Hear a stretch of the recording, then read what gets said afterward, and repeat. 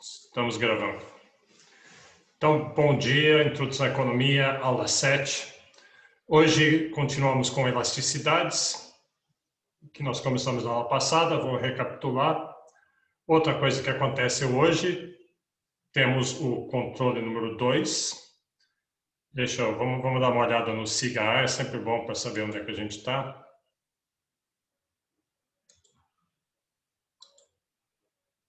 Está aqui, então, se a gente pega e olha aqui o SIGA, está lá, aula 7, já estamos bem encaminhados, quase um quarto da matéria da disciplina já feita.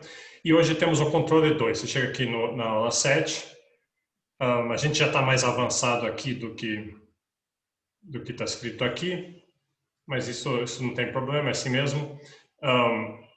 Na aula semana que vem é a semana universitária, mas eu vou dar aula normalmente, porque pelo menos por enquanto fica assim, vou dar normalmente, porque está gravado. Se você for participar da semana universitária, eu recomendo que realmente participe, tem muitas atividades boas, mas fica gravado ali, e aí você pode assistir quando você precisar.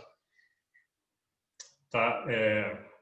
E aí você olha aqui, o link estava aqui. Eu notei que eu nem sempre estava colocando o link, como eu estou mandando via e-mail, estou supondo que é mais conveniente via e-mail.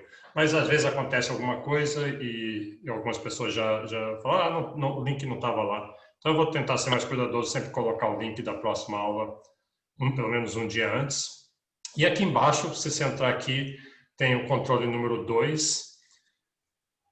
Hoje vem os monitores, no final dessa aula eles vão aparecer aqui, o Bruno e o Guilherme, e vão explicar como é que vai funcionar. É parecido com o outro, vai ter, aqui já está dito, inclusive, quando é que tem que entregar a entrega final.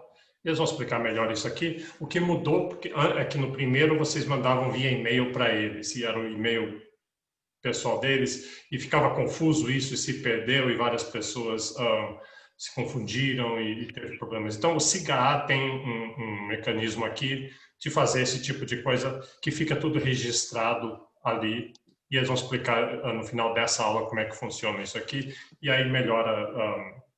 Quando se trata de uma turma tão grande quanto essa, é muito difícil. A organização tem que ser muito bem feita desse tipo de coisa. E online a gente não está acostumado, né? É diferente. Então isso vai acontecer hoje. Lá pelas 9h10, mais ou menos, eles devem estar passando aqui. Eu vou para a aula, daí eles explicam e a gente tira todas as dúvidas. Inclusive, se perguntar sobre o primeiro controle e qualquer outra dúvida que pode haver, aproveitar que eles estão aí. Vamos sair daqui.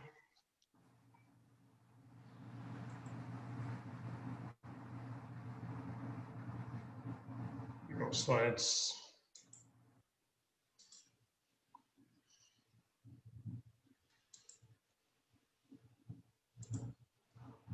Então, tá bom. Então, vamos lá.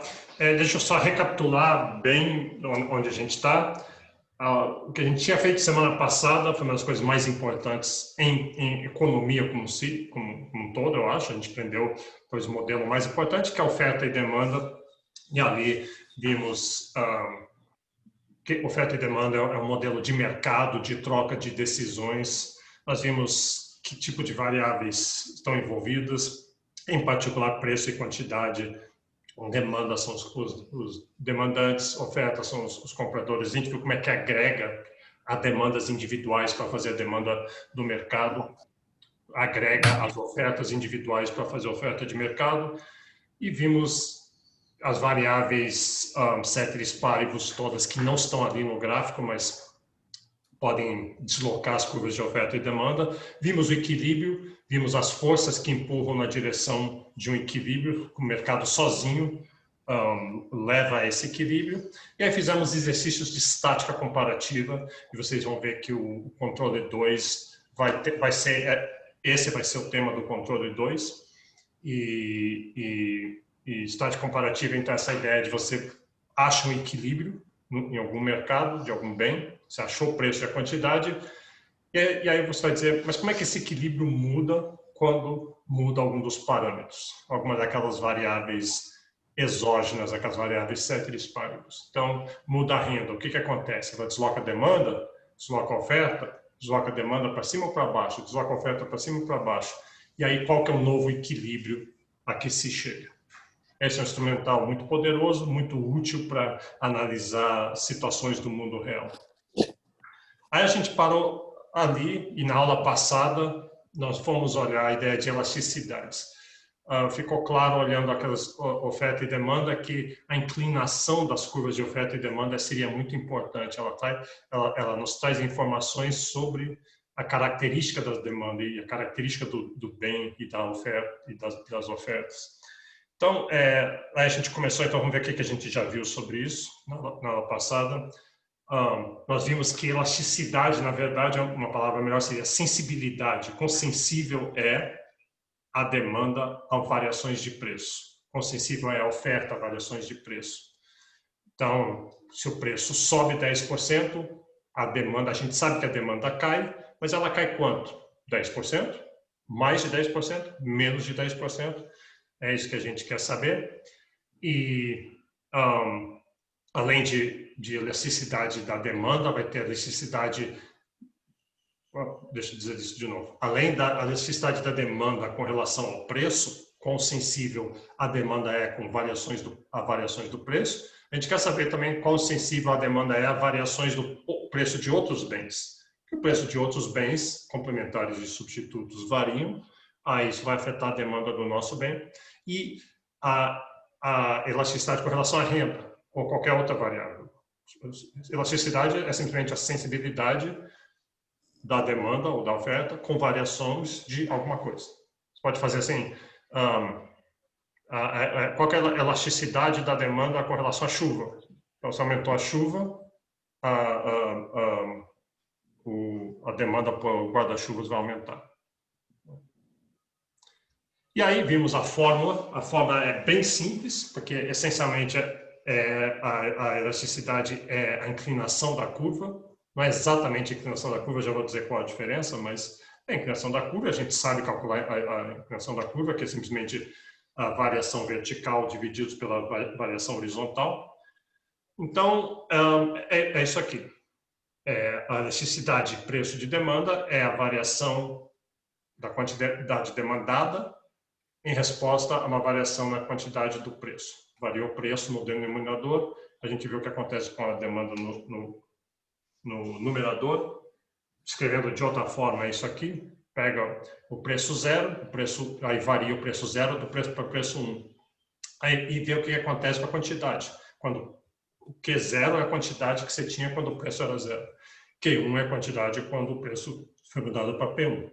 É só olhar lá no gráfico, ler no gráfico e põe os números aqui. Isso é só uma jeito de falar. Então, aqui... Aqui está... Aí eu dei vários exemplos aqui. É muito fácil isso aqui. Você só pluga os números na fórmula. E aqui deu, no final, a elasticidade aqui deu -2. E aí a gente falou, como é que a gente interpreta isso? A elasticidade deu menos 0,5. O que quer dizer isso? Se ela deu -2, se ela deu -1.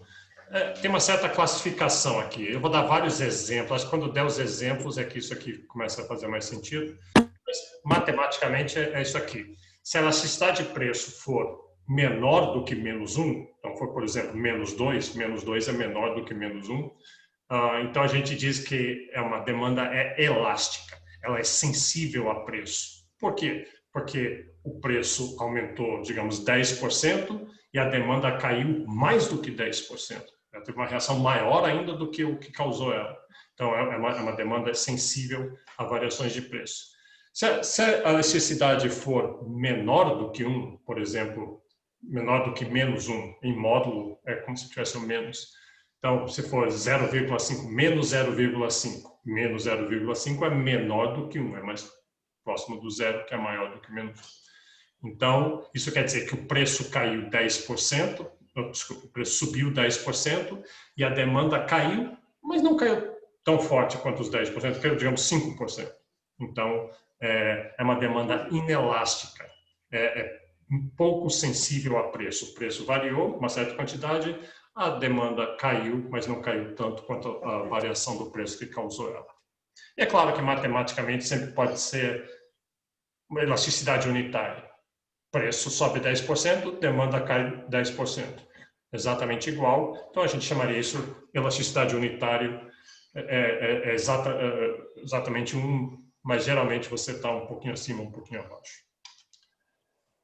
E aí, então, graficamente, eu apontei para vocês que uma demanda elástica, ou seja, a elasticidade é menor do que 1, é menos 1,5, por exemplo, o gráfico é bastante deitado, ele é bastante horizontal, né? E faz sentido, porque daí que a variação, repara, a variação, o preço passou de 6 para 4 e a quantidade demandada aumentou, então o preço caiu, quantidade demandada aumentou, mas repara que a distância aqui na quantidade é maior do que a distância aqui no preço. Então é elástico, é sensível, teve uma certa variação no preço e a variação na quantidade foi percentualmente maior do que aquilo. Ou uma demanda inelástica, ela é bastante vertical. Você tem uma certa variação no preço aqui e tem uma variação na quantidade, mas é relativamente pequena. É insensível a preços. Já vamos ver exemplos de bens que têm essas características. E variação unitária é igual, é uma variação percentual igual. O preço vai, nesse caso, o preço subiu 10% de 1 para 1,1 e a quantidade caiu 10%.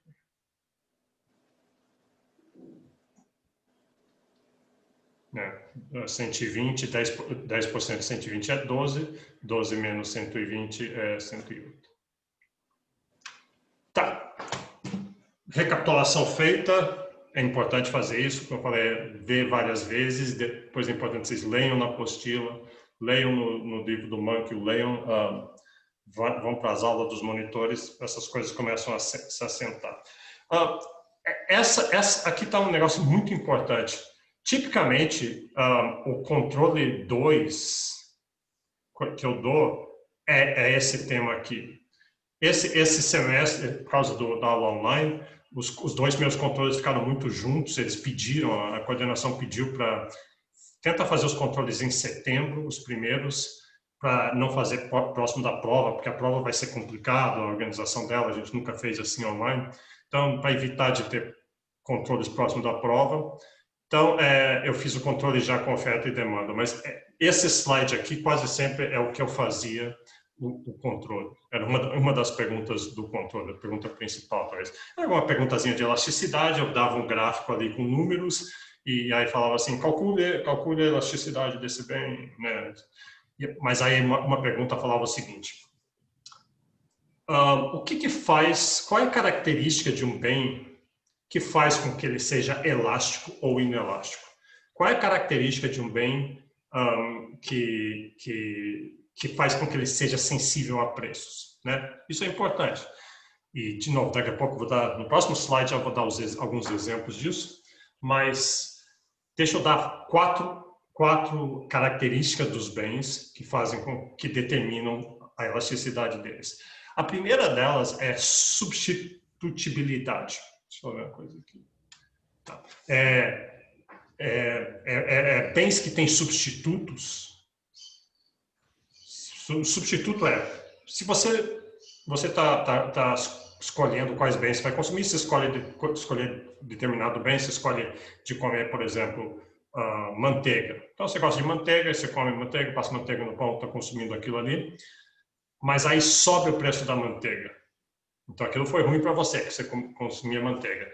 Aí uma coisa que você vai pensar é dizer, puxa, eu quero substituir e consumir outras coisas. Tem muitos substitutos para manteiga. Tem margarina, tem requeijão, tem outros tipos de pastas e queijos e coisas. E sempre tem a possibilidade de dizer, não vou consumir. Né? Você pode substituir por nada, é uma substituição radical.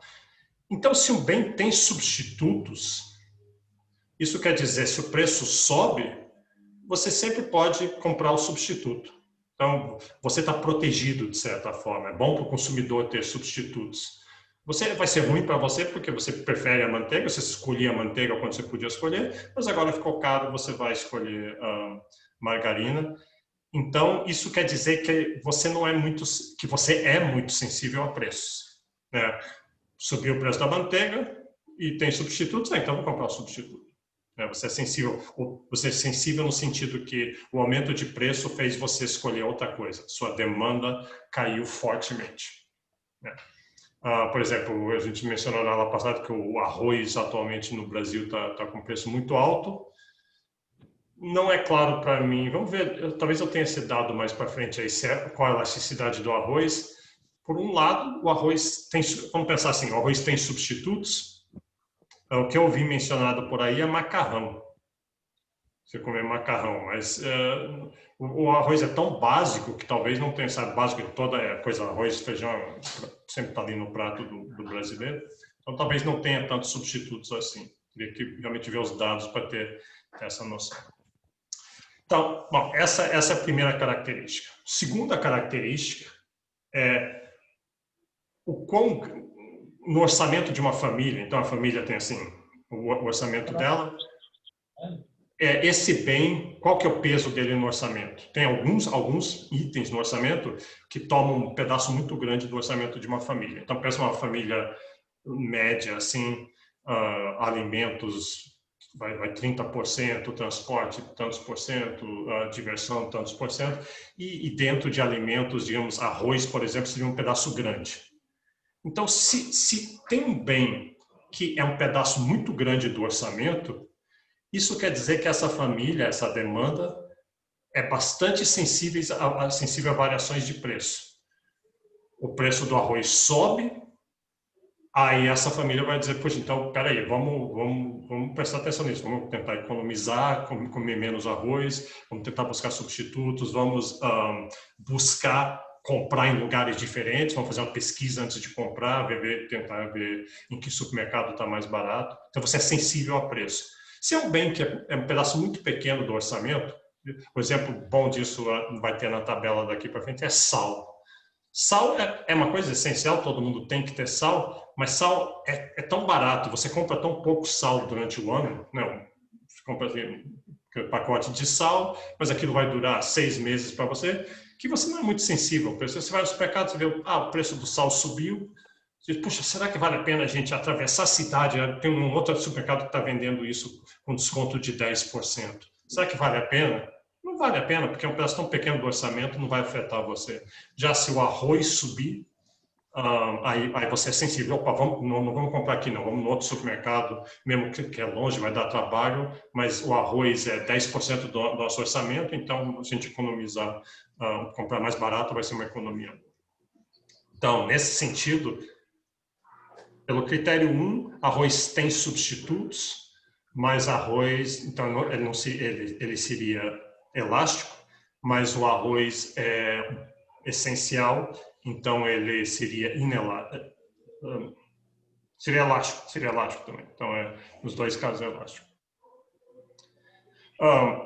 Outra coisa é o horizonte do tempo. Se você tem alguns bens que você tem que comprar aqui naquele momento. Se o preço subiu, você chegou um dia e falou assim, subiu o preço desse negócio, você vai andar de ônibus, vai vir de ônibus para o UNB e subiu o preço do ônibus. Você já está ali, não tem opção de fazer nada, você tem que consumir aquilo ali. Outros bens, você consome, você tem tempo para pensar. Você diz assim, eu vou viajar nas férias, então eu vou comprar uma passagem, mas você vai comprar para daqui a meses, você tem tempo para pesquisar, tem tempo para olhar, para procurar substitutos, para ver as promoções. Então, no curto prazo, você é bem mais inelástico. Se é um bem que você vai consumir no curto prazo, deixa eu dar um exemplo melhor. Você, de repente, sua avó que mora em outra cidade passou mal, você ficou sabendo hoje de manhã, você tem que ir lá hoje ainda, é muito importante você chegar hoje. Então, você vai comprar uma passagem de avião e você chega lá, você vai ter que comprar passagem. Seja qual for o preço, você vai ter que pagar. Então, você está pouco sensível a preço. Não quer dizer que você não vai ligar, você vai ligar, você vai resmungar, puxa, está caro demais essa passagem, mas você tem que ir, é uma emergência, você tem que ir, então você está pouco sensível ao preço.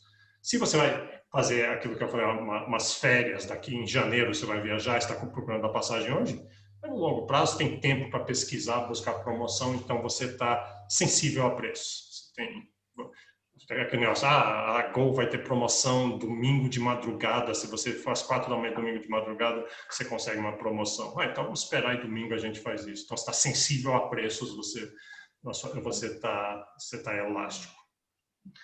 E finalmente, a última é da seguinte forma, assim, se diz assim, esse exemplo está escrito aqui. Qual que é a definição de mercado? Você pode definir um bem muito específico, por exemplo, posso falar Guaraná Antártica. Qual que é a demanda por Guaraná Antártica? Ou eu posso definir o bem de maneira mais abrangente. Eu deixo fazer isso em vários passos. Guaraná Antártica, caçulinha, de 200 mililitros. Essa é uma definição, então, bem específico. Ou eu posso dizer Guaraná Antártica em geral. Pode ser o pequeno, pode ser o grande, PET, não sei o quê. Ou eu posso dizer Guaraná. Não precisa ser Antártica, pode ser qualquer um. Ou eu posso dizer refrigerante. Qual que é a elasticidade do refrigerante? Ou eu posso dizer qual que é a elasticidade de bebidas doces, chás e outras coisas. Qual que é a elasticidade de bebidas? Então, você vê a definição. E a elasticidade é sempre mais elástico quanto mais abrangente. E claro, porque tem mais abrangente, tem muitos substitutos. O Guaraná caçulinha de 200 só tem aquele. Guaraná Antártica caçulinha de 200 mililitros só tem aquele ali. Então, se o preço subir, eu não tenho muitos substitutos. Mas se for refrigerantes, aí já é mais elástico, porque se subir o preço do Guaraná caçulinha de 200, eu posso consumir a Coca-Cola, posso consumir Bidu-uva, vocês nem sabem o que é isso, mas ou qualquer outro refrigerante. Vamos ver alguns exemplos aqui. Esse aqui é alguns exemplos que eu achei eu botei no Google, assim, elasticidades. E ele vai do menos elástico, mais inelástico, para o mais elástico. Onde que está a linha entre o elástico e o inelástico? Está aqui no 1, né? A primeira coisa muito estranha, eu fiz isso de propósito. A tabela que eu achei era assim mesmo. Era em inglês, mas eu traduzi. Mas ela estava assim, são números positivos. Espera aí. Elasticidade da demanda é negativa. O preço sobe, a quantidade cai. Como é que está positivo? Isso é um hábito, até meio errado fazer isso, mas a ideia é a seguinte, é tão óbvio que uma elasticidade da demanda é negativa, que você nem precisa de botar um negativo. Todo mundo sabe, quando eu falo assim, a elasticidade do sal é 0,1, você deve inferir, ele sabe que é negativo, mas para poupar, fica mais fácil falar só 0,1. Como é que eles calculam esses números? Isso econometricamente pega dados de compra e venda de sal, dados de preços e tem técnicas estatísticas para calcular isso. Então, a gente não vai fazer isso aqui, mas se você está curioso de onde vêm esses números são o quê? Alguma coisa que um burocrata determina? Não, esses números vêm ali do mercado, da oferta e demanda e é calculado. E são dados que vêm da sociedade para a gente. Então, repara, o sal, aquele exemplo que eu dei, é o mais inelástico que tem.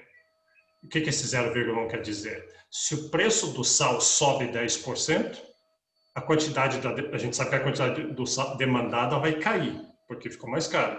Mas vai cair só 1%. É pouco sensível. O preço subiu muito, a quantidade caiu só 0,1%. A quantidade subiu 10%, a quantidade caiu um 10%. 1%. Viagens de curto prazo, também. Viagem de curto prazo é aquela, de emergência. Você vai viajar hoje mesmo. Tenta fazer isso para você ver como é caro. Gasolina de curto prazo. Aqui tem aquela comparação do curto prazo e longo prazo. Aqui a ideia é o seguinte, no curto prazo, se eu subir o preço da gasolina e você tem um carro que só funciona à base de gasolina, hoje os carros tendem a ser flex, mas antigamente não. Então, o carro é base de gasolina, aí você diz, puxa, eu subi o preço, mas o que eu vou fazer? Eu tenho que andar de carro. Mas no longo prazo, no colo. Alguém está com o microfone aberto aí. No longo prazo, você não precisa comprar gasolina. Você pode dizer assim, ó, eu acho que a gasolina permanentemente ficou cara, então quando eu for trocar meu carro no final do ano, eu vou trocar por um carro a álcool. Ou eu vou deixar de andar de carro, vou andar de ônibus, que ficou muito caro. Então, no longo prazo, você pode ser sensível ao preço da gasolina. No curto prazo, você também pode, no sentido que você pode deixar de consumir, ou consumir menos. Por isso que é 0,2. Tem uma certa sensibilidade. Você consome menos, mas fica difícil você alterar o seu padrão de consumo para carro a álcool, por exemplo. Né? Então, é aquilo que eu falei, o curto prazo é sempre mais inelástico, você está lá mais preso ali, obrigado a consumir aquilo ali, do que no longo prazo você tem opções. Aí vai assim por diante, café. Né? Café é um narcótico, você começa a tomar café, você tem que tomar café para o resto da sua vida, você está viciado. Então, é inelástico. Subir o preço do café, você vai resmungar, mas você vai continuar consumindo café. Cigarro, a mesma coisa. Opa. Se pegasse heroína, por exemplo, um crack, uma droga ultra viciante, é altamente inelástico. Você não é sensível ao preço. E aí vamos chegar aqui. Aí chega bens elásticos. Então, repara que bens... Então, outra característica é essa coisa de essencialidade. Eu falei substitutibilidade, mas tem essencialidade. O que é essencial é a mesma coisa que substitutibilidade. Quer dizer, essencial é você tem que consumir. Então, a elasticidade pega um pouco essa ideia de quão essencial. Deixa eu tirar esse negócio aqui. E aí, quais são os bens elásticos aqui, então? Eu não sei porque que está ostras em casa, é meio esquisito esse exemplo. Ostras em casa, ou televisões. Vê televisões. Se subir o preço das televisões 10%, isso quer dizer que a demanda vai cair, e não vai cair só 10%, vai cair 12%, né? 1,2%. Então, você é sensível ao preço de televisões. Por quê? Provavelmente porque televisão é daquelas coisas assim, você não precisa trocar da televisão agora. Vem a Copa do Mundo aí, não precisa trocar. Você quer trocar, está pronto para trocar, mas se o preço subiu muito, diz, não, então eu vou ficar com essa minha televisão mais um ano. Então, esses são alguns exemplos. Deixa eu dar outros exemplos. Esse aqui eu acho que é bem interessante. Eu achei isso aqui na revista The Economist. Está em inglês, mas vamos dar para a gente ver. É uma boa aplicação da ideia de elasticidades para políticas públicas. Então, o artigo é sobre o que chama de impostos sobre o pecado. Imposto sobre o pecado. Então, o pecado está aqui. Cigarro, cigarro, refrigerante, bebidas com açúcar, né, e álcool. São coisas que fazem mal para você. Provavelmente a que faz mais mal aqui é bebidas com açúcar, refrigerante com açúcar, mas os outros também fazem mal. Então, a ideia seria, desse artigo aqui é o seguinte, governos pensam assim, olha, esses pecados, esses comportamentos da população de fumar, tomar refrigerante e beber álcool, fazem mal para as pessoas. Ok, mas do ponto de vista liberal você diria assim, mas isso é decisão delas, o governo não tem que interferir no que as pessoas escolhem. Mas aí existe um argumento, e a gente vai ver isso mais em outra aula mais para frente, mas tem uma externalidade, quer dizer, as pessoas quando fumam, bebem refrigerantes e álcool e outras coisas como essas, elas estão ferindo a si mesmas, mas elas estão ferindo o resto da sociedade porque elas criam, por exemplo, vários custos de hospital, SUS, sistema de saúde, e além de queda de produtividade. Então, tem vários argumentos de por que haveria um papel para o governo, não de interferir comando e controle, quer dizer, você está proibido de tomar esse refrigerante, mas de tentar oferecer alguns incentivos, além de oferecer informações, oferecer alguns incentivos para as pessoas reduzirem esse comportamento, especialmente o impacto que tem no resto da sociedade. Então, quando se pensa nisso, um dos instrumentos que se pensa seria um imposto. Vamos fazer isso como? A gente não vai proibir isso. Seria errado o governo interferir desse jeito na vida das pessoas. Se você tem um pouquinho de liberalismo em você, você vai concordar com isso, que é errado o governo dizer que você deve consumir ou não. Mas então, imposto. Vamos botar um imposto. Imposto sobre cigarro, por exemplo, que existe, inclusive. Existe e é muito alto. E governos gostam dessa ideia, mesmo o governo que não está tão preocupado com as externalidades, gosta porque ele vai receber arrecadação. É uma fonte de arrecadação. Então, o governo pensa assim, eu ganho duas vezes. Você fala assim, é um win-win, é um ganha-ganha. Eu vou botar esses impostos sobre esses comportamentos nocivos, eu vou reduzir o comportamento nocivo, vou ajudar aquelas pessoas, de certa forma, talvez, mas vou ajudar a sociedade como um todo, por todos esses custos que vão ser economizados. E, além disso, eu vou arrecadar e governos, a coisa que eles mais precisam é arrecadação, porque todo mundo está pressionando o governo por transferências e o governo não tem dinheiro. Aí, então, tá. Aí a grande pergunta, onde é que entra elasticidade nisso? A grande pergunta é uma boa ideia fazer isso? Mesmo tirando essa discussão de liberalismo, qual que é o papel do governo, se o governo pode ou não interferir na vida das pessoas, tirando isso porque isso é filosófico, ético, ideológico, tira isso do lado, mas do ponto de vista de arrecadação, é uma boa estratégia de arrecadação? Vai funcionar? Vai dar dinheiro? E mais, se eu resolver fazer isso, quais bens eu devo taxar? E quanto que eu devo taxar? É aí que entra a elasticidade. Vamos ver. A gente vai ver que se um bem é elástico, não vai ser uma boa estratégia. Você vai taxar aquele bem, mas ele tem substitutos Bom, vamos ver aqui. Então, aqui está um cálculo é que nem a tabela que eu quero botar vários bens e qual que é a elasticidade deles. Então, tem até alguns que estavam lá, por exemplo, viagens para o exterior. Repara que aqui eles foram muito cuidadosos, eles puseram negativo. Né? O gráfico é meio esquisito, que ele vai da direita para a esquerda, mas é porque são valores negativos. The Economist é uma revista de economistas, são muito cuidadosos com isso. Não como essa tabela aqui que eu botei, que veio com números positivos para elasticidades. Então, o que é o mais inelástico aqui? Viagens para o exterior, comida em restaurante, se ficar mais caro você corta, porque come em casa em vez. Cinema é inelástico, mas é quase menos um, então não é inelástico. E aqui vem o primeiro dos que a gente está vendo. Refrigerantes são inelásticos, mas não tanto, né? Eles estão próximo de quase uma elasticidade.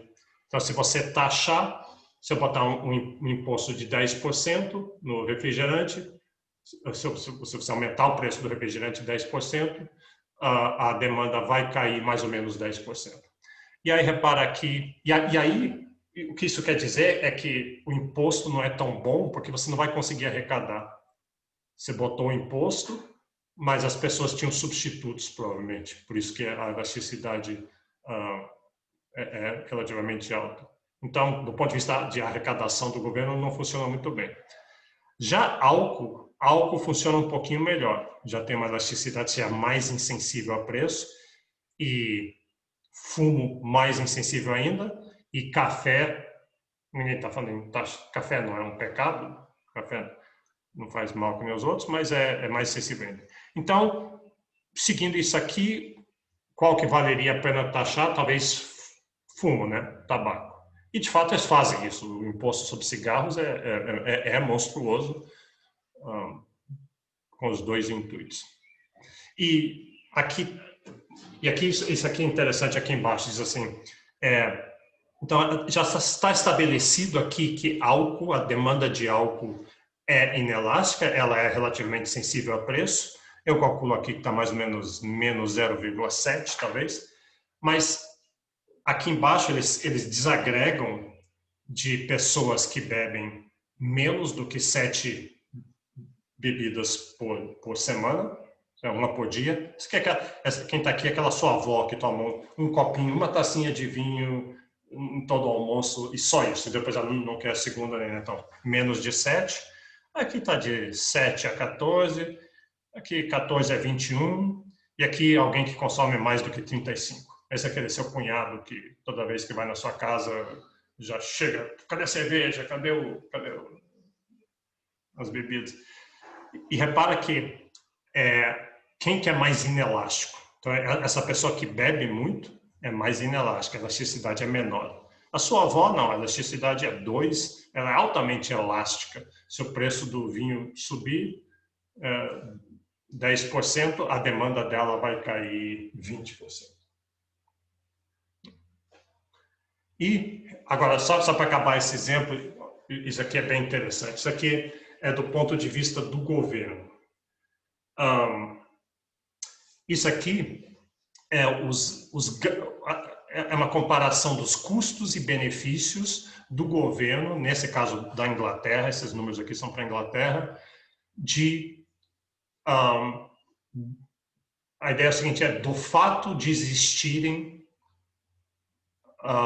pessoas que fumam, que bebem e pessoas que consomem refrigerantes e têm doenças por causa dos refrigerantes.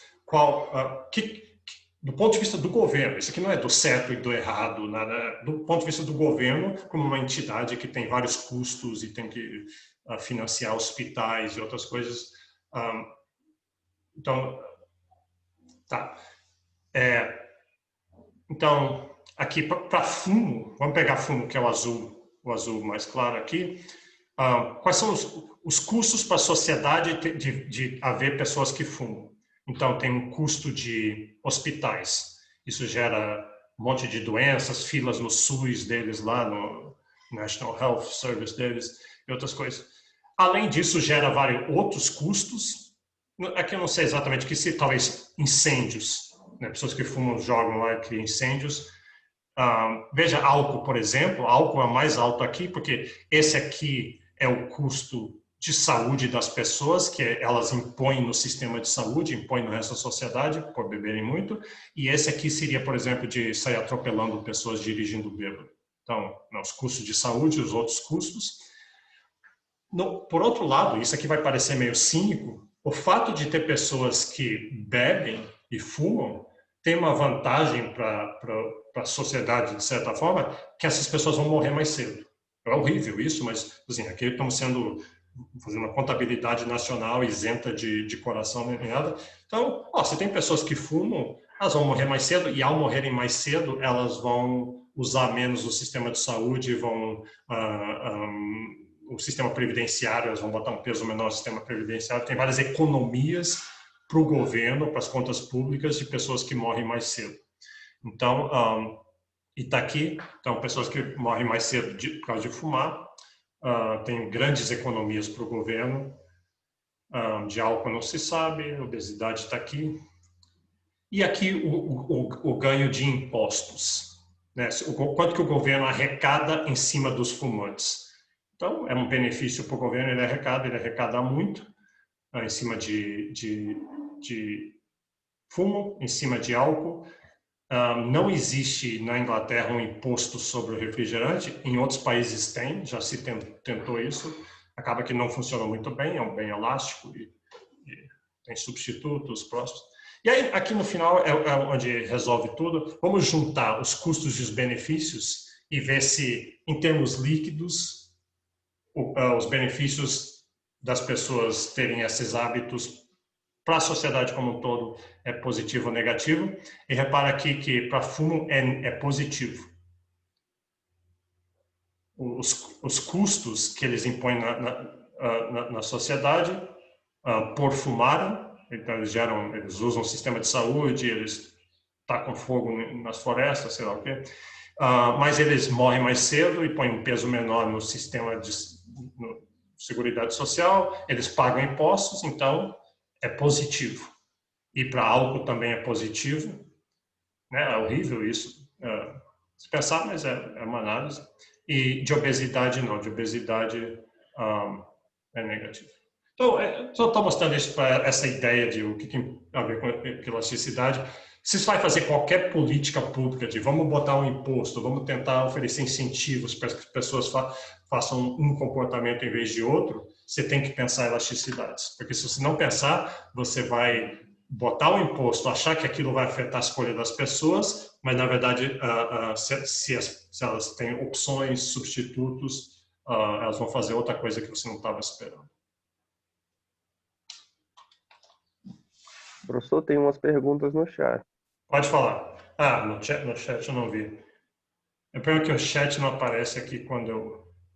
Deixa eu olhar. Tá. A primeira pergunta, existe algum caso em que a elasticidade é zero? Sim, seria um bem... Eu vou chegar agora, a gente chama isso de infinitamente inelástico. Eu vou mostrar o gráfico como é que é. Que quer dizer simplesmente que você é totalmente insensível a preço.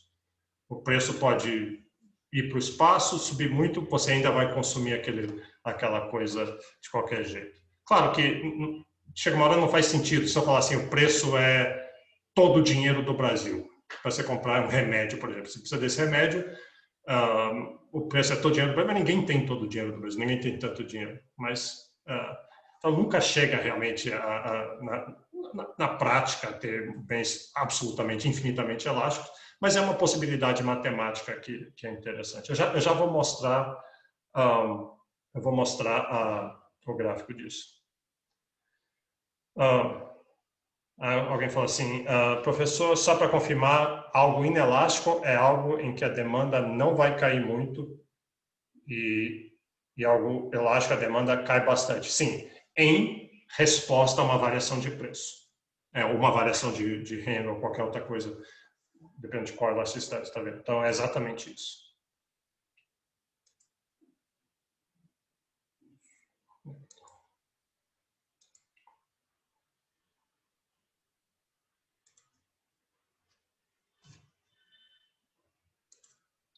Tá. Aqui, deixa eu dar outros exemplos disso, de como é que você usaria essa ideia de elasticidade.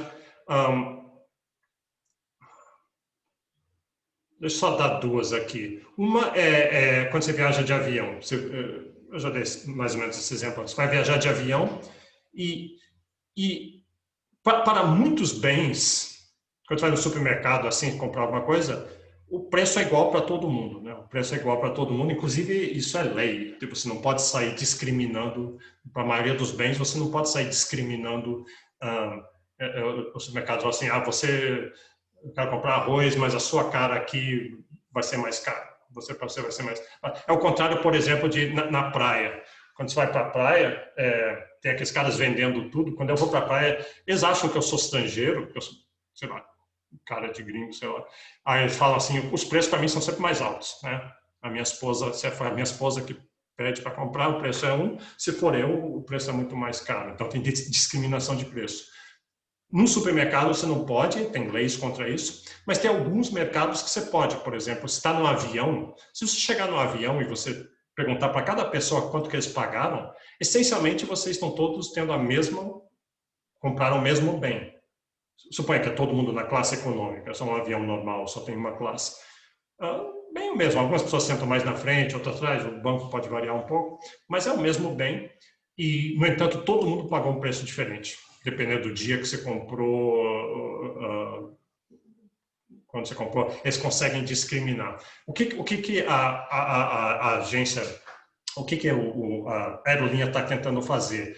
Ela está tentando cobrar o máximo que ela pode de cada um.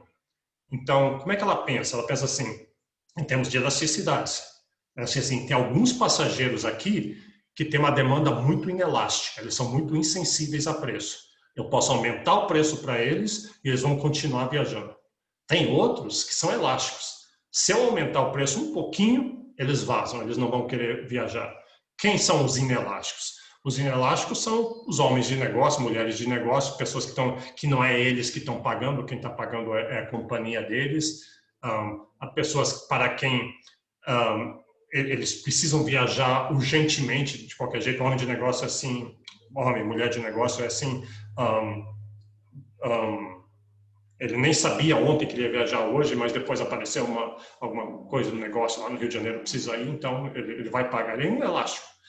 Outro, parece um estudante, assim, alguém que tem muito tempo. Vocês podem achar isso ofensivo. Por que um estudante tem muito tempo? O estudante tem pouco tempo, tem que estudar. Então, pensa assim, uma pessoa jovem, essa pessoa vai ter uma demanda elástica, ela está muito preocupada, ela vai buscar preço, vai buscar promoções, e se o preço variar um pouco, ela não compra, vai de ônibus em vez, simplesmente não vai. Então, a aerolinha faz isso.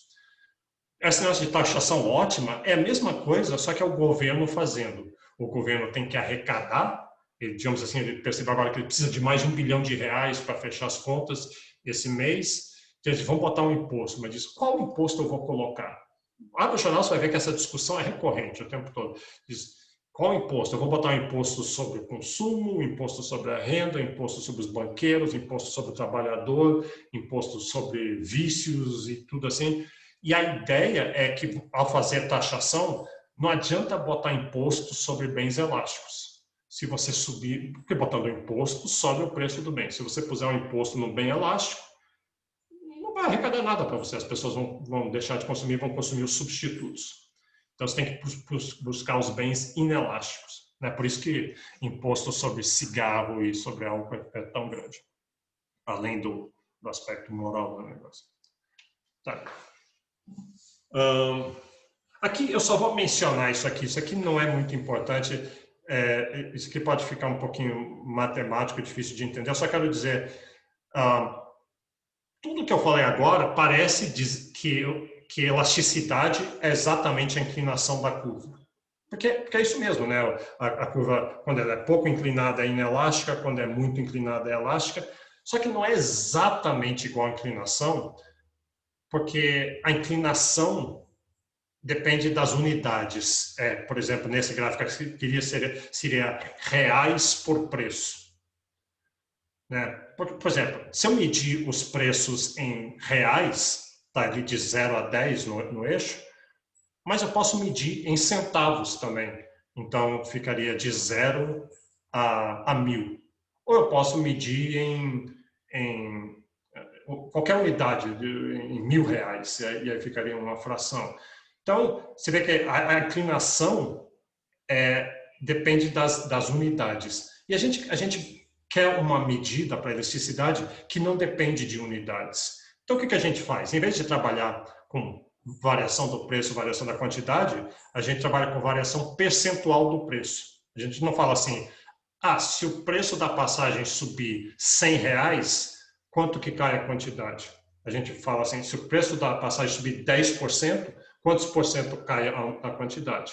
E aí, como eu estou dividindo porcentagem por porcentagem, a elasticidade, que é essa razão de uma porcentagem dividida por uma porcentagem, não tem unidades. É simplesmente um número, não tem unidades. Não é, eu não faço a elasticidade, são menos 0,1 unidades. Não só, é só um número. Então, isso é só um detalhe, mas achei importante, alguém pode ficar curioso. Para o que a gente está fazendo aqui em Introdução à Economia, isso não é importante. Se vocês quiserem pensar com uma inclinação, não tem problema. Aqui a pergunta que foi feita por alguém agora. Levando ao extremo, uma demanda perfeitamente inelástica. Esse é o caso, lembra, quando é muito vertical, é mais inelástico. Qualquer variação do preço varia muito pouco aqui na quantidade. E no extremo, é exatamente vertical. Isso quer dizer que eu posso pegar o preço aqui embaixo, aumenta eles várias vezes, mas a demanda vai ser sempre a mesma. A quantidade vai ser exatamente, você é totalmente insensível a preço. Claro que nenhum bem é exatamente assim, mas tem alguns bens que são tão essenciais que eles têm uma demanda próxima da demanda zero. E aqui o contrário, uma demanda perfeitamente elástica. Repara assim, se você aumentar o preço 1 centavo, minimamente, até não faz sentido quando ela é exatamente horizontal. Isso que não é exatamente horizontal, porque tem um pequenozinho, ângulozinho mínimo assim. Então, se você aumentar 1 centavo, a demanda vai despencar fortemente. Então, seria uma demanda elástica. São casos extremos, na vida real você está sempre em algum lugar no meio, então isso aqui é só para ficar completo. Tá, vamos pegar um outro jeito de pensar em elasticidade. Pensa assim, receita. Você tem um negócio e você vai dar uma festa, por exemplo, você vai vender alguma coisa, você quer saber quanto que eu vou cobrar do ingresso. E você quer maximizar sua receita. Você quer maximizar seu lucro, mas supõe que seu custo é fixo, então você quer maior receita. Então, a primeira coisa que você pensaria assim, eu vou botar o preço do ingresso bem alto, porque daí aí eu vou ganhar muito dinheiro. Aí alguém fala assim, não, peraí, você não estudou economia? Se puser o preço tão alto assim, ninguém vem, as pessoas vão substituir por outras coisas. Você tem que pensar em elasticidade, né? Já é. Então, vamos ver como é que é isso aqui. Então, a receita é o preço versus a quantidade, isso é receita. Se vier 1000 pessoas na minha festa, cada um pagar R$10 para entrar, eu vou ganhar R$10.000. Então, qual que é o melhor preço que eu devo colocar? Então, você vai ter que pensar em termos de elasticidade. Se a demanda for inelástica, repara aqui que eu desenho ela bastante vertical, isso quer dizer que o preço passou de 2 para 3, né, ele aumentou fortemente aqui, e a demanda não caiu tanto. Ela vai cair, porque ficou mais caro, mas não vai cair tanto. Vamos calcular a receita no P0Q0 e no P1Q1. Então, no P0Q0 é 2,30, a receita vai ser 60. Se você aumentar o preço, o preço passa de 2 para 3, a demanda cai, mas a receita aumentou 75%. Então, foi um bom negócio para você. Com a demanda inelástica, faz sentido, a demanda é inelástica, as pessoas têm poucos substitutos, e isso aqui é essencial, tem uma certa essencialidade, então esse aumento do preço, pelo menos de 2 para 3, foi bom em termos de receita. E se a demanda for inelástica agora? Então aqui eu desenho ela bem inelástica, bem deitada, o preço aumentou 1 unidade aqui, mas a demanda caiu muito. Então, de novo, vamos calcular as receitas. P0, Q0 é 5 e 6. A minha receita foi 300. Se eu aumentar o preço, vai ser bom para mim que meu preço aumentou, vou ganhar mais por unidade vendida, mas eu vou vender bastante menos unidades. Então, foi de 300 para 240, não foi um bom negócio.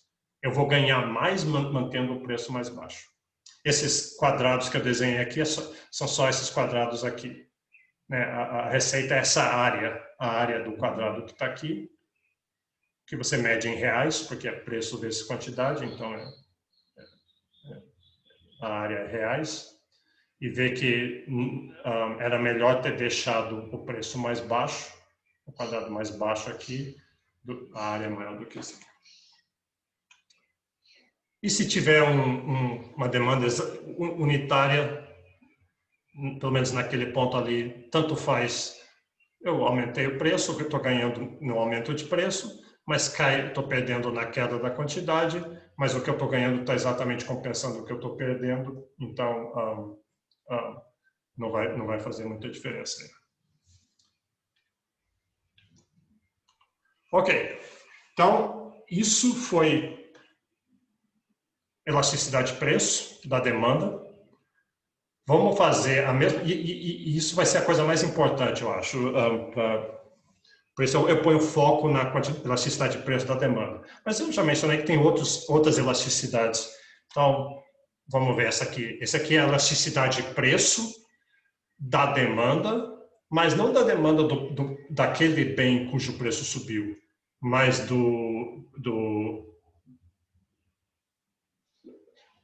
deixa eu dizer de novo, não o preço daquele bem cuja demanda vai cair quando o preço subir, mas do preço de bens substitutos ou complementares. Então, você tem que pensar assim, bens são consumidos interligados com outros bens. Ou eles são complementares, você consome mais automóvel, você vai consumir mais gasolina, ou substitutos, né? Se você consome mais ônibus, você vai consumir menos Uber. Então, mas o cálculo e toda a lógica, o resto é tudo igual. Por isso a gente vai ver bem rápido esse pedaço aqui. Aqui subiu o preço de um bem, subiu 10%. O que vai acontecer com a demanda do bem complementar? O que vai acontecer com a demanda do bem substituto? Vai cair ou aumentar, dependendo se é substituto ou complementar, e a gente vai medir aquilo ali. A fórmula é igual, é elasticidade, preço, cruzada da demanda.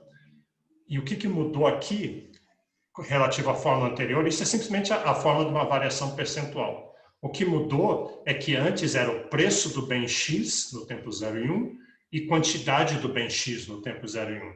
E aqui não, é a quantidade do bem Y. Mudou o preço do bem X. O que acontece com a quantidade do preço da quantidade demandada do preço Y? É a mesma fórmula, só com esses deltas. Os deltas é só outro jeito de escrever isso aqui. Então, não precisa se preocupar com isso.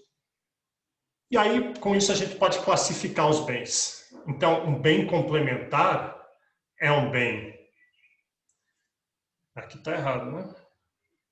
Agora que eu percebi, isso aqui está errado porque aqui está preço do Y e quantidade do Y. Então está errado. Tinha que ser assim, o preço de um bem e a quantidade do outro. Então vou ter que consertar isso aqui depois. Então, suponha que aqui, deixa eu fazer do jeito que está aqui. O preço do bem X, suponha que aqui embaixo está X.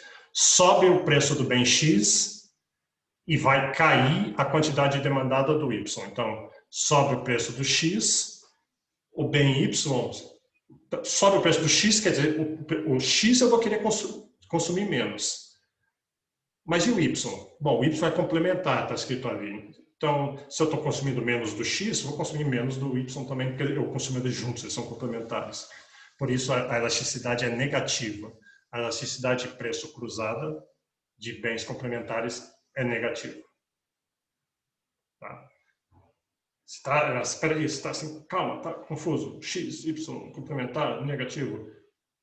Isso é bem tranquilo. Leia na apostila, veja os exemplos, depois você vai ver. Às vezes, nesse momento aqui agora ainda, está achando, tá meio confuso, mas é fácil isso, mas você tem que parar e pensar e ficar olhando. Já vou dar exemplos também, os exemplos vão ajudar. E bens substitutos. Então, aqui, de novo, eu vou consertar isso depois, mas o preço é do bem X aqui embaixo. Então, esse Y aqui deviam ser X. Sobe o preço de um bem. Então, esse bem eu vou consumir menos, porque subiu o preço, é a lei da demanda. Mas ele tem substitutos, o Y é um substituto. Se eu estou consumindo menos desse bem, eu vou consumir mais do substituto. Essa é a definição do substituto. Então, a relação aqui é positiva. Sobe o preço de um bem, a quantidade demandada de um substituto aumenta. É assim que a gente define um bem substituto. A gente não define dizendo, refrigerante é muito gostoso com queijo. Então, eles são complementares. A definição não. Vamos pegar os dados da preço e demanda de refrigerante, dados de preço e demanda de queijo, calcular a elasticidade cruzada. Se for positivo, a gente diz queijo e refrigerante são bens complementares ou substitutos. E se não tiver impacto nenhum, sobe o preço do bem X, de novo, está errado aqui embaixo, sobe o preço do bem X, 10%, a quantidade do bem Y não é afetada por aquilo ali, ceteris paribus, e então esses bens não são nem substitutos nem complementares, eles não têm impacto no outro, a demanda de um não tem impacto no outro. E aí, tá, é só isso que eu vou falar sobre elasticidade cruzada, como eu falei, o nosso foco mesmo na elasticidade de preço da demanda. Se bem que essa coisa de bens substitutos e complementares, isso pode cair em prova. Isso dá boas perguntas de prova, isso então vale a pena olhar. Mas o que a gente vai ver é basicamente isso. E a outra questão é outra elasticidade importante que você pode querer calcular. E lembra, você pode calcular qualquer elasticidade. Qualquer elasticidade de cortes de cabelo para gols do Neymar. Então, você vai ver, quando o gol do Neymar, tem mais gol do Neymar, como é que afeta o número de cortes de cabelo? Eu imagino que não ia ter impacto nenhum, mas com o Neymar ele mexe no cabelo muito, então pode ter. Mas aqui a gente quer saber a elasticidade e renda da demanda. Então a gente quer olhar a demanda por vários bens e se perguntar como é que essa demanda muda quando muda a renda das pessoas. É uma daquelas variáveis ceteris paribus que não está no gráfico. Então, o cálculo é exatamente igual a antes, só que em vez da gente botar a variação percentual do preço aqui no denominador, vamos botar a variação percentual da renda. Então, a sua renda subiu 10%, você ganhou um aumento, você ganhou uma herança, você ganhou alguma diferença aí.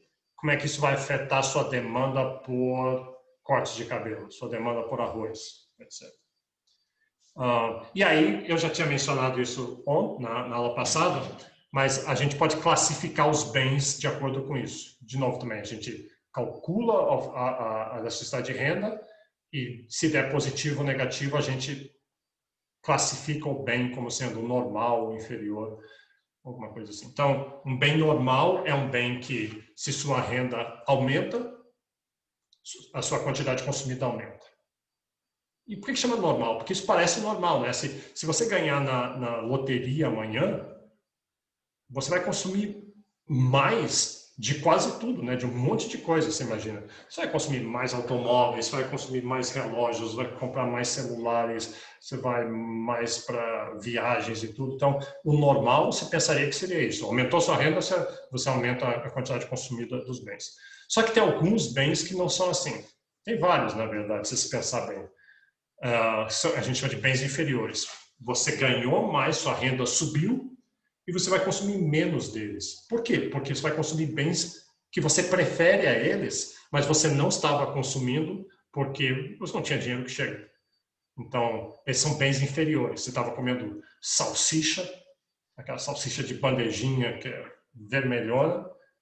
Talvez não é um bom exemplo, talvez muita gente gosta daquilo, mas agora você vai consumir filé mignon. Agora você vai consumir picanha toda a refeição. Você estava usando determinados tipos de roupa e agora a sua renda subiu, você vai usar roupas de grife, logo a demanda das roupas que se usava antes caíram. Então, bens inferiores. Isso é bem intuitivo, faz muito sentido. Caiu, então é negativo. E tem outros bens que subiu sua renda, mas você vai consumir exatamente aquilo ali. Não faz, aquele exemplo da sua avó que eu falei. Sua avó consumia uma taça de vinho toda a refeição. Se oferecia a segunda, ela nunca queria, mas ela sempre fazia questão de ter aquela uma taça de vinho. Sempre consumia, e aí ela ficou milionária, sua avó ganhou uma herança, e depois, então ela vai consumir mais vinho, vai vinhos melhores? Não, ela só quer aquele. Então não mudou. A variação da renda não afetou aquela demanda, nem para cima nem para baixo, então é um bem saciado.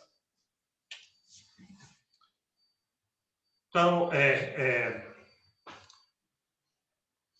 resumindo, elasticidade de renda maior do que 1, a gente diz que é um bem, ele é elástico com relação à renda.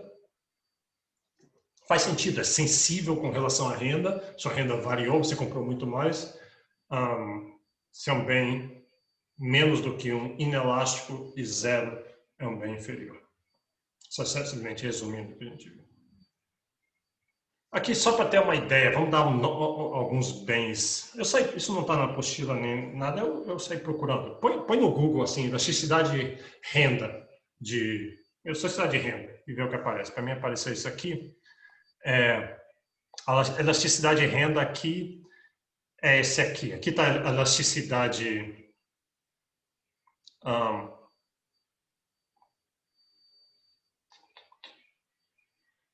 deixa eu ver isso aqui.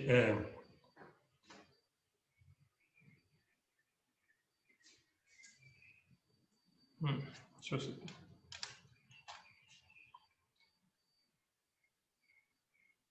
Estou na dúvida aqui, porque agora estão chamando isso aqui de elasticidade. Elasticidade de renda, tá certo. Elasticidade de renda. Então pega aqui, vamos pegar vários bens. Todos os bens aqui estão positivos, tá vendo? aqui, lembra, aqui a questão não é ser menor ou maior do que -1. Com a renda é simplesmente se é positivo ou negativo. Então, todos esses bens aqui são bens normais. Isso quer dizer para que lugar é esse aqui? Esse aqui é Brasil, dados da POF, do IBGE. Então, para o Brasil, se a renda aumenta, o consumo de açúcar, álcool, bala, chocolate doce, refrigerante, todas essas coisas aqui, eles são bens normais. Aumenta a renda. E faz sentido, uma população relativamente pobre, a média do Brasil, faz sentido que qualquer aumento de renda, você vai aumentar a quantidade consumida de quase tudo. A única aqui que está negativo, que é um bem inferior, é açúcar cristal. Então, açúcar cristal, sabe qual é? O açúcar mais maiorzinho. Então, isso aqui, o que isso aqui está me dizendo é que as pessoas não gostam de açúcar cristal, porque quando aumenta a renda deles, eles consomem menos açúcar cristal. Você pensaria, poxa, eles têm mais renda, por que eles não consomem mais açúcar cristal? É que provavelmente eles estão deixando de consumir o cristal, agora que eles podem, e consumindo o refinado. Então, açúcar cristal é um bem inferior. Mas é interessante que da tabela inteira, o único que é inferior aqui é o açúcar cristal. Ok. Deixa eu só fazer só mais essa coisa aqui, e daí eu paro, e os monitores acho que já estão aí, e a gente vê sobre o controle. Mas deixa eu falar sobre bens de Giffen. Então, bens de Giffen é uma exceção à lei da demanda. Repara que eu botei lei da demanda ali em aspas, porque isso aqui é arrogância de economista. A gente sonha, a gente queria tanto ter leis, que nem os físicos têm lei da gravidade, lei de entropia, leis de Newton, essas coisas todas. Então, não é uma lei. Tanto é que tem uma exceção. Uma lei não devia ter exceção. A gravidade não tem exceção. Toda partícula no universo é atraída a toda outra partícula do universo por aquela fórmula do Newton. Só que demanda não chega a ser uma lei assim exatamente, mas é bastante forte, é uma regularidade empírica muito forte. Sobe o preço, a quantidade demandada quase sempre vai cair. Você pode usar isso como regra que vai funcionar. Então, isso é o que a gente chama... Mas qual é a exceção? Então, a exceção é tão mirabolante, então precisa de tantas condições para ela funcionar, que vocês vão ver que ela não tem muita aplicação na realidade. Não precisa ser uma preocupação nossa de que a lei foi violada, então vamos jogar a economia fora, porque a regra mais importante de economia foi violada. Então, Giffen chama de bem de Giffen, se eu não me engano, que a pessoa que veio com essa exceção se chamava Giffen. Então, mas a ideia é um bem que quando o preço sobe, as pessoas vão querer mais daquele bem. Então, lei da demanda é o contrário. Se sobe o preço de alguma coisa, você quer menos. Não é renda, lembra? Renda faz sentido, que quando sobe sua renda, você quer consumir mais. Mas aqui é demanda. Sobe o preço e ceteris paribus, todo o resto fixo, você vai consumir mais do bem. Então, deixa eu contar a história de um exemplo histórico onde isso aconteceu. Então, na Irlanda, sabe que teve uma fome muito grande na Irlanda, morreu um bocado de gente, e a Irlanda era um país extremamente pobre na época, e as pessoas consumiam basicamente batata. Então, todo mundo consumia muito batata, e a maioria das pessoas não tinham renda para consumir outros bens. Então, suponha assim que a sua família, você gastava 80% do seu orçamento com comida, o resto do orçamento está comprometido com outras coisas também, então 80% do orçamento com comida, você comprava batata, porque batata era relativamente barato e tinha calorias suficientes. Você conseguia quase mal e mal cobrir as suas demandas de calorias. E aí os outros 20% você comprava leite, carne, as outras coisas assim. Aí veio uma grande crise na produção de batatas, teve uma praga ou alguma coisa que afetou a produção de batatas e aí subiu o preço das batatas. Então subiu o preço das batatas e o que as pessoas fizeram? As pessoas passaram a demandar mais batatas. Foi o contrário do esperado. Quebrou a lei da demanda. Qual é a explicação para isso? A explicação era o seguinte, que como a demanda as pessoas comiam basicamente batatas, e batatas ficaram mais caras, eles estavam mal cobrindo suas demandas calóricas e agora subiu o preço da batata, você dizia assim, por que eles não compraram mais carne, então, para substituir? Mas que tinha pouco espaço gasto com carne e carne tinha poucas calorias. Eles têm que comer batata, porque batata é que tinha mais calorias. Então, eles vão deixar de comer carne para poder pagar as batatas mais caras, porque tem essa relação com as calorias. Então, isso é uma situação esdrúxula, isso raramente acontece. Teve que ter essa história do orçamento e das calorias para encaixar as coisas. Mas, então, é um exemplo histórico, e quase todo livro de introdução à economia cita esse exemplo. Outros exemplos onde isso pode surgir seriam coisas assim como bem de consumo ostentatório. Então, você tem um relógio e essa marca de relógio, aí se ela for mais, digamos, um relógio caro, uma bolsa cara, e você gasta um dinheirão com aquilo ali, mas aí a bolsa fica mais barata. Então você devia comprar mais daquele bem, porque agora fica mais barato. Mas não, você usava aquela bolsa para deixar suas amigas com inveja, para ostentar. Então, agora que ela caiu de preço, ela não serve mais aquele propósito. Ela diz, não vou mais comprar essa bolsa, porque agora essa bolsa popularizou, não sei o quê. Então, seria alguma coisa assim. Outra coisa é que, às vezes, o preço sinaliza a qualidade.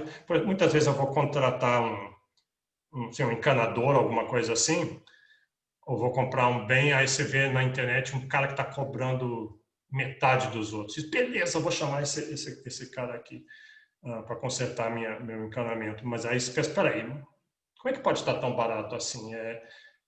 E encanamento, se vier alguém ruim aqui, vai ser um desastre, vai furar a parede, vai deixar uma sujeira.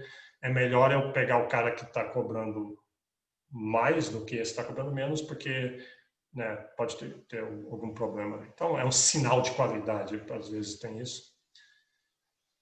E outra coisa seria com expectativas. É muito comum você ver assim, a bolsa de valores, por exemplo, algum investimento, o dólar, subiu 10%, depois subiu mais 10%, outra semana subiu mais 10%, aí você diz, puxa, o dólar está ficando caro e eu tenho expectativa que vai continuar subindo. Está subindo por causa de incertezas, vai continuar subindo, então eu vou comprar. Ele ficou mais caro, porque ele ficou mais caro, eu vou comprar. Isso é uma violação da curva de demanda. A curva de demanda é o contrário. Ficou mais caro, eu vou comprar menos. Então, expectativas podem fazer isso. Se você acha que alguma coisa vai subir, porque subiu no passado, aí você compra mais. Ok, vou parar aqui. Primeira coisa, perguntas sobre esse material? Espera, tem perguntas aqui. Aqui, alguém perguntou assim, quando há inflação, isso também não ocorreria? Por exemplo, por medo que as coisas fiquem mais caras, ainda as pessoas compram maior quantidade para guardar. Essa seria a ideia de expectativas. Exatamente esse exemplo, expectativas. Você... na verdade, não é uma violação, porque, repara, quando você diz assim, vai subir no futuro, então você está comprando agora que está mais barato, você está conformando com a lei da demanda. Mas é um exemplo de bem de Giffen. Sim. Outro Ricardo aqui falou, considerando que independente da renda, o consumo não aumenta e também por se tratar de um bem insubstituível, o sal seria um bem inelástico em todos esses casos da análise da elasticidade. Então, deixa eu ver, o consumo do sal não aumenta com o aumento de renda, ele é tipicamente inelástico com relação à renda. Não é agora que eu ganho um aumento que eu vou me entupir de sal. Então, nesse sentido, mas isso é inelástico com relação à renda. E ele é inelástico com relação a preço, porque bom, por um lado, não tem muitos substitutos para sal, né? Não tem Ajinomoto ou alguma coisa assim que você poderia usar. Então, ali ele seria, como não tem substitutos, ele é inelástico, e como ele é um pedaço muito pequeno da sua renda, do seu orçamento, também ele é inelástico. Acho que por todas essas razões, o sal, naquelas tabelas que eu mostrei, era sempre o bem mais inelástico. E uma outra pergunta aqui, Matheus Araújo. Existem bens que podem mudar de elasticidade para inelástico ou o contrário? E o exemplo que ele pensou na água, por exemplo, que subindo o preço, inicialmente a demanda cairia, mas deve chegar a um ponto em que mesmo com o preço estando alto, a demanda não mudaria muito. Sim, isso é verdade. Esse é aquele slide que eu passei, que eu falei, não vou gastar muito tempo nesse slide, que ele começa a ficar complicado. É que, na verdade, a elasticidade muda dependendo em que ponto você está na curva. A inclinação, não. A inclinação é exatamente a mesma inclinação. Por isso que eu falei, elasticidade não é inclinação, exatamente. Embora seja um bom jeito de pensar nela. Então, é exatamente isso que você falou, você tem pouca. Deixa eu botar o slide aqui. Então, isso aqui, se isso aqui você achar muito críptico, não se preocupe, mas eu achei uma boa pergunta. Algumas pessoas podem estar interessadas. Então, deixa eu voltar aqui. Aqui. Repara aqui, o exemplo que você deu aqui. Suponha que você está consumindo. O que isso aqui está dizendo é que a elasticidade aqui é maior do que 1, na verdade menor do que menos 1, mas então aqui o bem é elástico, aqui é unitário e aqui é inelástico. Então isso é muito. Eu não queria botar isso porque isso. Poxa, mas peraí, complicou agora. Agora a elasticidade é diferente. Na verdade mas você não precisa pensar assim, porque tipicamente o seu consumo está em uma região aqui. Você está consumindo, digamos, entre 0 e 4 mil litros de água na sua casa e mesmo que o preço suba ou desça, você não vai, mesmo que seja de graça, você não vem para essa região aqui. Então você está nesse pedaço da curva de demanda aqui. E aqui o bem é elástico. Então, mas o caso que você falou, Matheus, nessa primeira pergunta, suponha que aumentar muito sua demanda aqui, de repente você pode chegar numa região inelástica da curva. E faz sentido, porque se você está consumindo pouco, aquele bem tem uma certa importância para você e de repente está consumindo muito mais, pode ter muito mais importância no pedaço maior do seu orçamento. Mas, de novo, não se preocupe com isso, que isso já é bem mais avançado e na prova tudo. Você pode pensar, a curva de demanda tem uma elasticidade só. Outra pergunta. Podemos considerar bens de marcas diferentes como substituíveis, mesmo que estejam dentro de um mesmo mercado? Por exemplo, um iPhone está muito caro e geralmente o preço dele é bem diferente de um Samsung, por exemplo. Então, deixar de comprar um iPhone para comprar um Samsung seria uma substituição. Sim.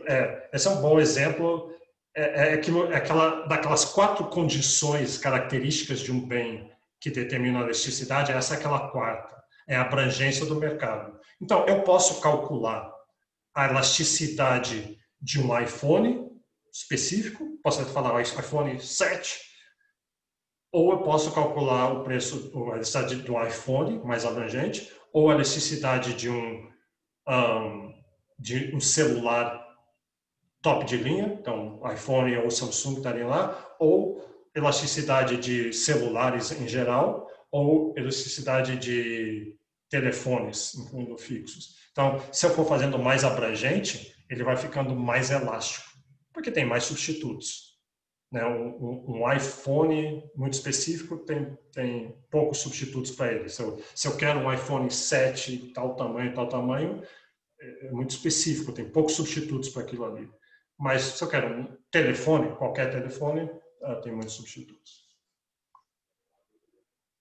Mais alguém? Mais alguma pergunta? Então, deixa eu passar a palavra para os monitores. Bruno ou Henrique? Estão aí? Henrique não, Guilherme, desculpa. Bom dia, professor. Tá conseguindo me escutar? Tom, mas está baixo para mim. Tá baixo? Peraí. Agora melhorou. Beleza, então. Bom dia, gente. Tudo bem com vocês? Professor, o senhor poderia liberar para mim o... Vou. Tá bom. É porque eu estou duplicado. É o que começa com o número 1. 1 e Emunite Bruno, por favor. Não, eu vou ligar aqui. Pronto, vê se resolveu. Tá bom. Só um minuto que eu vou tentar compartilhar.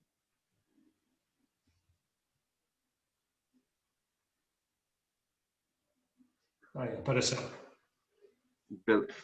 Então, gente, bom dia novamente. Hoje o Guilherme ele não pôde comparecer porque ele está realizando uma prova, então eu vim aqui passar alguns avisos para vocês. Como vocês sabem, como alguns de vocês sabem, na verdade, a gente obteve alguns problemas na entrega do controle passado, sendo ela feita por e-mail, porque por algum motivo o Gmail ele não estava entregando alguns e-mails de pessoas específicas, e deu para perceber que a maioria desses e-mails eram de pessoas que não estavam utilizando o Gmail, e sim o Outlook ou qualquer outra ferramenta de mensagem eletrônica.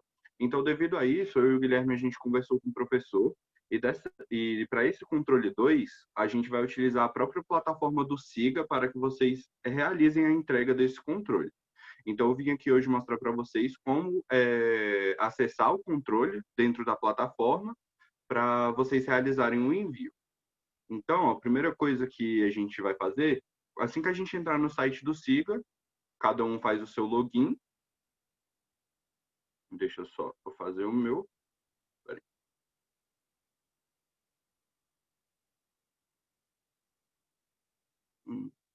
Beleza. Então, assim que vocês entrarem no Siga, no caso de vocês, a matéria vai estar aqui em componente curricular, porque vocês são alunos da matéria. Então, vocês vão entrar em Economia, Introdução à Economia, turma C. Beleza? Certo. Quando vocês entrarem, tem esse menuzinho aqui do lado, o menu da turma virtual. E aqui tem os tópicos que o próprio Siga oferece. Então, onde vocês vão? Vocês vão vir aqui em Atividades, e aí aqui vocês vão ter Tarefas. Certo. Então, aqui já tem a tarefa do controle 1, mas não se preocupem, tá? Essa tarefa aqui só foi adicionada para ter um controle de quando foi o controle 1. E aqui já tem a tarefa do controle 2 com todas as instruções.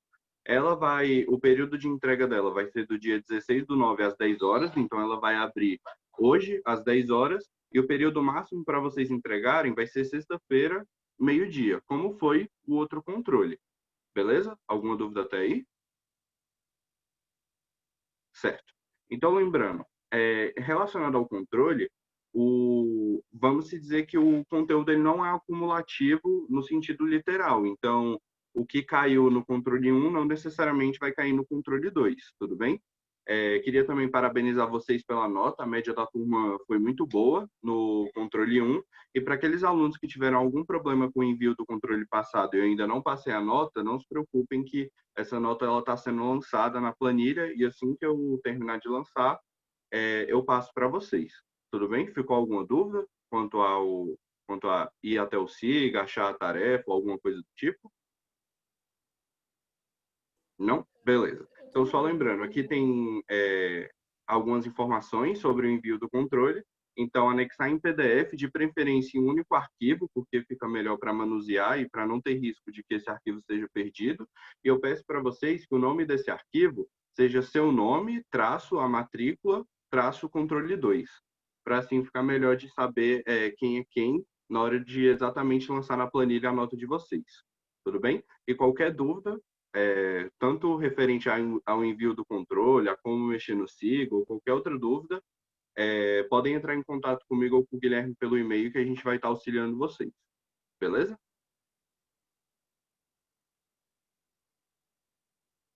Alguém tem alguma dúvida? Bruno, eu Oi, tenho uma pode falar. dúvida. O controle vai ter que ser manuscrito, igual foi o primeiro? Fica da preferência de vocês. Eu só peço que seja em PDF em um único arquivo. Se você preferir fazer manuscrito, só toma cuidado para na hora que você tirar a foto e enviar em PDF, ver se está tudo legível. Mas fica a seu critério, se você preferir fazer no Word ou manuscrito. Certinho, obrigado. Ok, alguém perguntou aqui sobre a semana universitária. Eu falei o seguinte, eu vou continuar dando as aulas, mas elas estão gravadas, né? Eu estou botando sempre lá no YouTube, poucas horas depois, e aí vocês podem assistir quando quiserem. E de novo, eu recomendo que participem da semana universitária. Tem muita atividade, procurem coisas que interessem a vocês. E as aulas continuam, acho que são 2 aulas, você pode assistir a qualquer momento. A gente ainda não acabou a elasticidade, vai continuar isso Então, a gente já está um pouquinho avançado, mas aí fica melhor, a gente não precisa correr tanto então vai ser assim.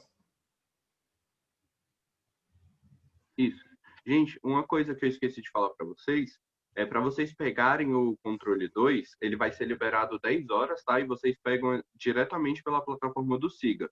Eu não vou enviar, nem eu nem o Guilherme, ele por e-mail, exatamente por isso de, por acaso, alguma pessoa não receber. Então, direto lá no controle 2, vocês têm acesso ao arquivo em PDF do controle 2 para vocês responderem. E até se vocês quiserem responder na folha do próprio controle e reenviar, tudo bem. Beleza? Tenho uma pergunta. Pode perguntar. É sobre, tipo, vai enviar pelo Siga, então, né? Isso, tudo pelo Siga, exatamente para não ter nenhum problema de, não enviou, alguma coisa do tipo. Só ficar atento aos horários, porque, por exemplo, tem um meio-dia em ponto, o Siga fecha às 18 horas, então nenhum atraso é tolerado. Ah, ok. Obrigado. Por nada. A gente vai receber o controle aonde mesmo? No e-mail? Diretamente no Siga. Ah, tá. Essa atividade controle 2, ela vai abrir exatamente hoje, às 10 horas, e fechar exatamente às 12 horas do dia 18. Ah, Assim, tá. hoje, que dá 10 horas, basta você clicar lá na atividade que ela vai ter o anexo do controle, para vocês verem. Ah, tá. Entendi. Obrigada. Por nada. E esse tempo é até excessivo. O controle é fácil, vocês estão fazendo em casa e tudo, não tem problema nenhum. Peguem, façam logo. Não tem nenhum constrangimento de tempo aí. Então é isso. Alguém tem mais alguma coisa? Senão a gente encerra aqui. Ok, então a gente se encontra, a gente continua normalmente, então, segunda-feira, aqui às 8 horas. Tchau para todos. Obrigado, professor.